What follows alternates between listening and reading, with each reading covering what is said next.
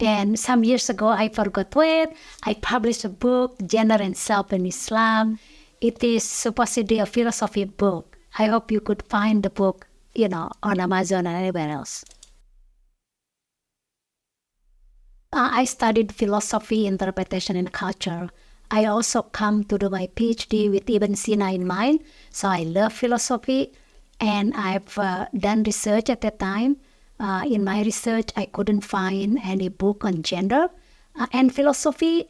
There are books on the relationship between Islam and gender and history, or gender in the Quran, gender in societies, but I couldn't find any book on gender and Islam.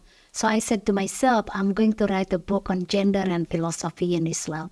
And it became a book called Gender and Self in Islam, once more.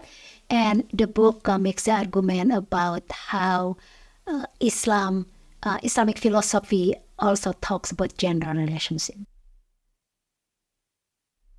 In my study of philosophy, of course, I come across the sexist notion of philosophy in Islam, including Ibn Sina saying that, women's vagina belongs to men.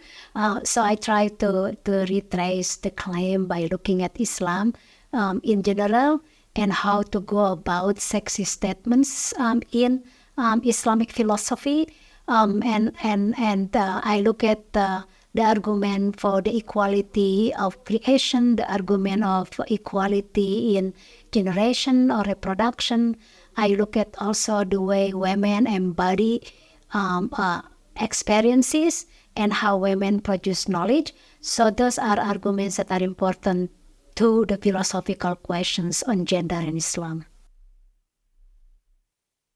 In the beginning, I look at how gendered thinking matters. We are all gendered in our thought, and in the book I try to look at why do we have engender a specific way of thinking about men and women, and then I look at creation theories as and I introduce different types of creation theories in the Quran.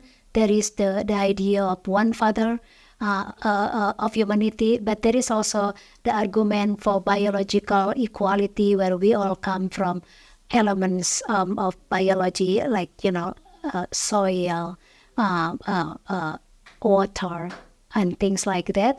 But there is also an argument of the equality between men and women as part of oneself. So that's the argument of the creation. And also looking at the generative self, how a man and woman equally contribute to reproduction. Sometimes we forget that we come from men and women.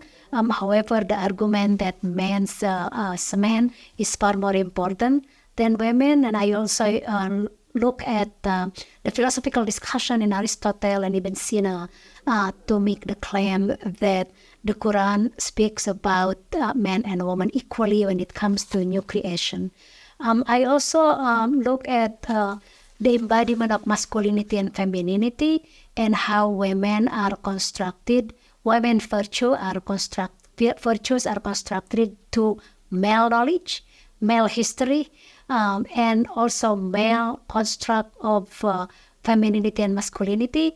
And I try to show that the materiality of the self also comes from spirituality. And according to Islam, men and women are makhluk, are created by God, so they are equal as moral agents.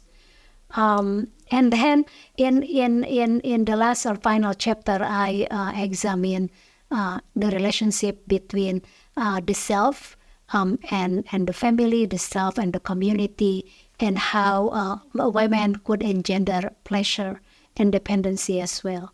So those are the gist of my book, but you should try also to look at my current book on genealogy of Islamic feminism.